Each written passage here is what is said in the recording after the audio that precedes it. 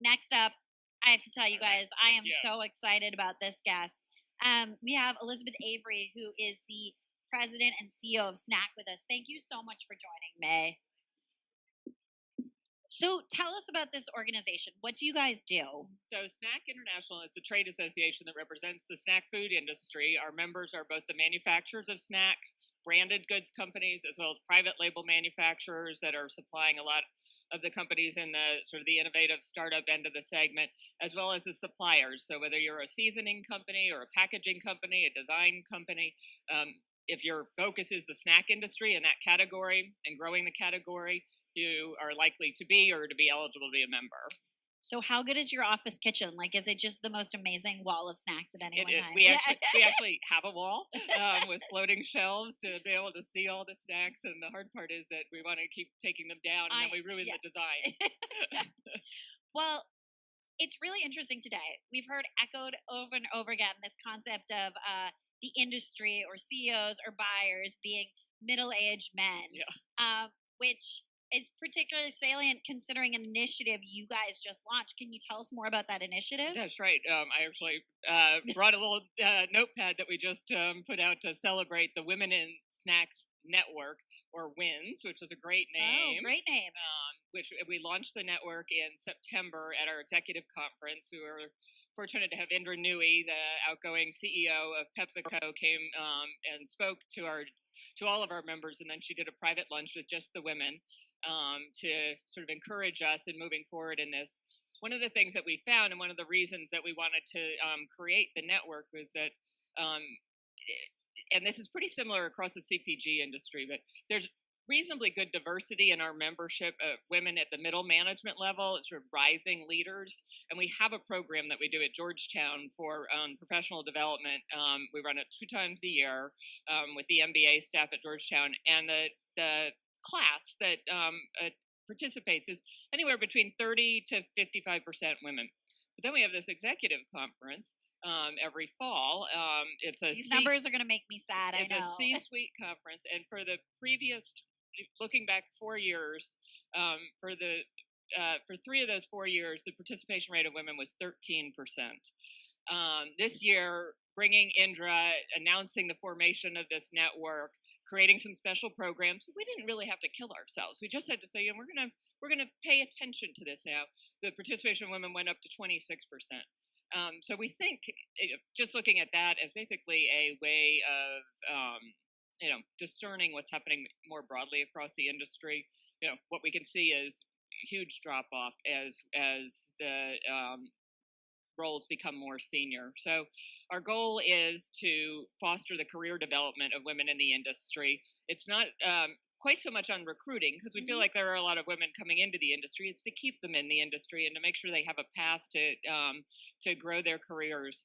So we want to not only have networking opportunities for them, but real development opportunities, and make sure that we are showcasing women at our meetings and all the different kinds of things that we do to bring knowledge back to the industry, so that there's when we look at this again in 2 years, we'll see some new figures.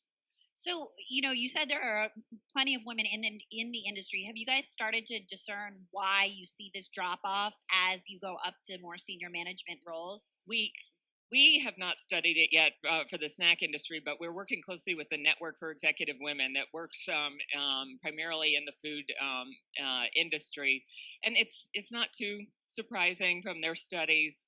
There's culture. There's whether women start to feel more isolated and then are more likely to take the exit ramp. There are family issues and whether or not the workplace is flexible enough to allow for people who are actually also caretakers to be able to get home. And there's the whole issues around implicit bias and assuming that maybe somebody who's a young mother doesn't want to get to the next rung. So we'll be looking at that more closely for the snack category itself, but my guess is that we're not that different than other parts of the food industry in that space. And then, our challenge is how to go after those issues and solve for them. So it sounds like you're working with women to help develop them. Are you also working with men in the industry to help them understand, like, maybe where they are reinforcing some of this implicit bias, or how they can be part of the movement as well? Great question. And at our conference where we kicked it off, we did a general session. We brought in the president of the Network for Executive Women to share that research with the audience that was largely comprised of men. And then we created, since then, just really last month, we created a steering committee to guide our efforts. It's co-chaired by a male and a female. Vice President of Sales for Evans Foods is the co-chair, Mike Evans, or not Mike Evans, Mike Kaczynski. So we do, and we have several other men on the committee. And it was kind of interesting. The men were a little bit jealous. I mean, we have to be careful about how we go about this. And some people who really want us to have every success that reinforced with us the need to focus on inclusion and not exclusion, because it's there is a tendency to just want to say, listen, we've been so out of balance, we're going to overcorrect. And you can't solve a problem in a silo. You have to bring everyone in together to work on solving those issues. That's right. And one of the other things, and I talked to Angie from Angie's Boom Chicka Pup after the session this morning. So amazing. Fantastic. It was the first time I'd had a chance to see her in person, and I asked her if she might consider participating in one of our future meetings. She makes me so nervous when I have to interview her, because she is just so well spoken. And has achieved so much with her career. So much. And listening to her talk about, listening to the women who might not have been in positions of power, but who had a real point of view about their brand, and that contributed to the success of that. What we're seeing are a lot in the snack sector, and I think more broadly, is the new startup companies are being founded by women. They're being founded by moms who want to see a new some new product for that they'd like to feed to their family, and then are taking it forward. So I think we're on the verge of a big breakthrough, but we're just not. We've got some work to do.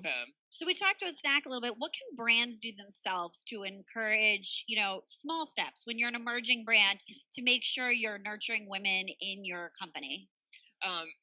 We were just talking with some folks earlier this morning about family leave policies. I mean, if you're a small brand, it's no small thing to have to be able to pay some or agree in advance to pay someone to go out on maternity leave for 8 weeks when you have a tiny staff. But really taking a hard look at that, flexible work hours, of course, and it's not lost on me. SNAC International only has a staff of 8 full-time employees, and then we have sort of a consultants network that help to power us. But if one person is out, you really feel it. And so planning for that and just saying we're going to actually make it a priority, I think what does make a difference. And then on hiring, and this is true not just for women, but for people of all backgrounds, saying we're actually going to make sure that we at least interview, a diverse slate, and then you pick, the people that you need to candidate, pick. Yeah. But if you don't, if you're not purposeful about it, it won't happen. And I don't think it's intentional. I just think there's so many things you're juggling when you're a small business. It can be hard to keep track of everything. That's right.